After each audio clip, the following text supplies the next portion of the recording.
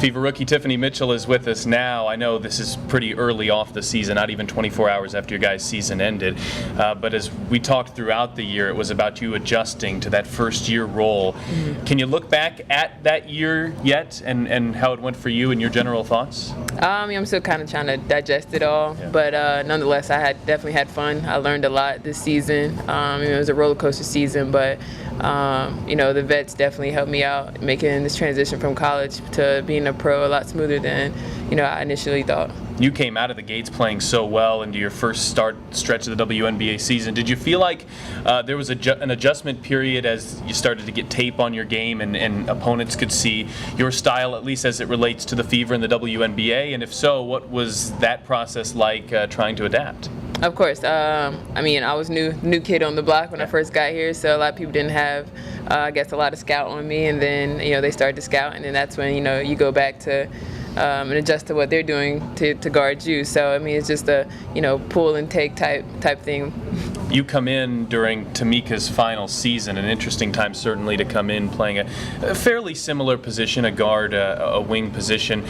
Are there a couple things that you can pick? This might be a difficult question to ask, but that she has taught you, be it on the court, off the court, that you'll certainly take with you as her time leaves the Fever and yours continues?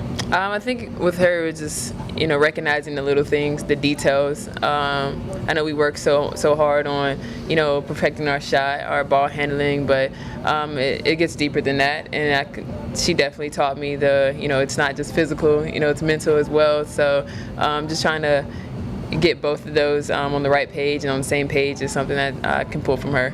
I know your effectiveness was a surprise to some people, considering you weren't a top 3 or 4 pick. You were a little bit later in that first round, and I know in our previous discussions you talked about that was something that was a driving factor for you. Do you anticipate that continuing into year 2 and 3, and at least using that as motivation as you get into year 2 here? For sure. I love to prove doubters wrong. I love when people, bet against us, our team bet against me, and that's definitely something that drives me. You always have to play, with the chip on your shoulder, and being coached by Coach Daly definitely taught me that, to always, come in and play with a chip on your shoulder and play like you belong. From an on-the-court perspective, what are some of the areas you hope to improve upon in this WNBA offseason and bring back to the Fever next year? My decision-making, being able to, play at a certain speed, being able to, slow down as well and make good decisions while doing that. Just being more efficient and consistent, and just everything, my overall game pretty much. All right, well, your rookie season with the Fever has come to a close. What are the plans for the offseason here for Tiffany Mitchell?